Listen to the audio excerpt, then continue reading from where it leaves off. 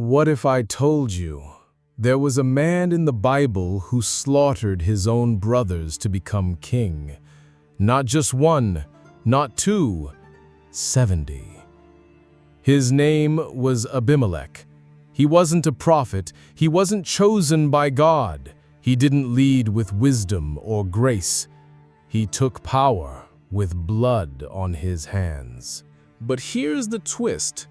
The very people who helped him rise would be the ones to bring him down. And the final blow? It didn't come from a soldier or a king. It came from a woman with a rock. Welcome to the story of Abimelech, one of the most chilling, dramatic, and underappreciated tales in all of Scripture. To understand Abimelech, we have to start with his father, Gideon.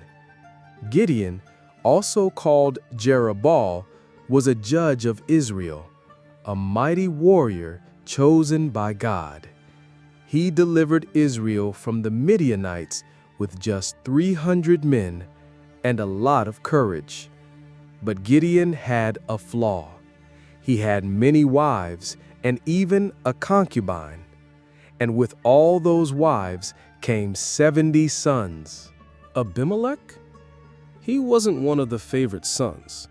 He was the son of that concubine from Shechem. And that meant he had something to prove.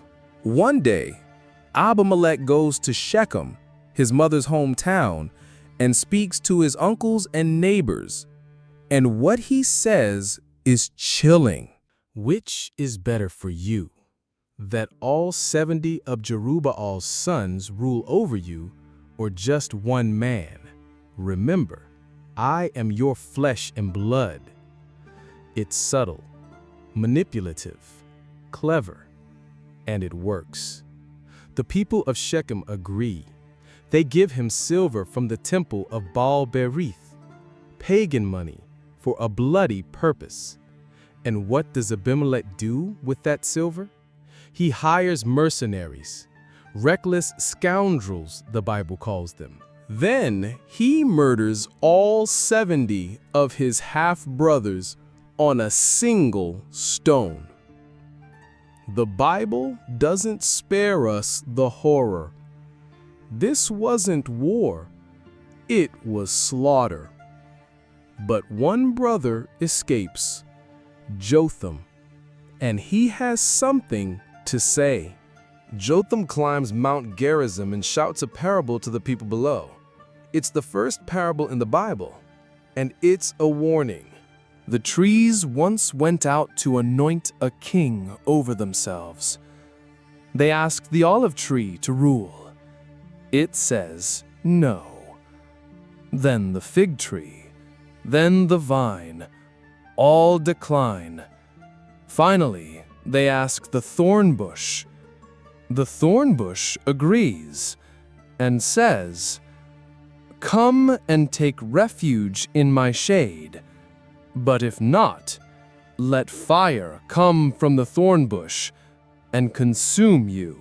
Jotham then says, "If you've acted honorably in making Abimelech king, rejoice. But if not, let fire come from Abimelech and consume you, and let fire come from you to consume him." A prophecy, a warning. And then Jotham vanishes. So Abimelech becomes king, not a judge, not a leader appointed by God, a king made by murder and money. He rules for 3 years, but then the cracks begin to show. Judges 9:23 says, God sent an evil spirit between Abimelech and the citizens of Shechem. The same people who made him king start to rebel. Ambushes, plots, resistance. A man named Gaal begins to stir the people. "Who is Abimelech?" Gaal says. "Why should we serve him? He's nobody." Abimelech doesn't take it well. Abimelech strikes back. Under cover of night, he surrounds Shechem, and by morning, he destroys the city. He kills the people, salts the earth, and burns a tower where hundreds had fled for safety. Literal fire from the thorn bush, just as Jotham warned. But Abimelech isn't done. He marches to Thebez, where the people again hide in a tower, and this time, a twist. As Abimelech approaches the tower to set it on fire, a woman, unnamed, drops an upper millstone from the top. It hits Abimelech's head. He's not dead, not yet, but he knows what's happened. And his pride, even now, it rules him.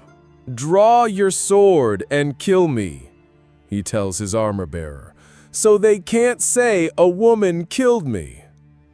But that's exactly what they say. The man who killed 70 brothers was brought down by a woman with a stone. The irony is divine. Abimelech's rise was fast, bloody, ruthless, strategic. But it wasn't built on calling or character. It was built on fear, ambition, and betrayal. And in the end, everything he burned him back. Sometimes we chase power, thinking it will give us control. But the very things we use to rise are often the same things that bring us down. Abimelech wanted to be a king, but he ruled like a thorn bush and left only ashes. So, what can we learn? Maybe it's this: character matters more than crown. Legacy matters more than success. And sometimes, the most powerful act is saying no to power that isn't yours to take. Thanks for watching. If you love uncovering forgotten Bible stories like this one, hit like, subscribe, and tap the bell so you don't miss what's next. Tell us in the comments, should we explore the story of Jezebel? Or maybe the prophet who got eaten by a lion? There are so many mysteries in Scripture waiting to be told. Until next time.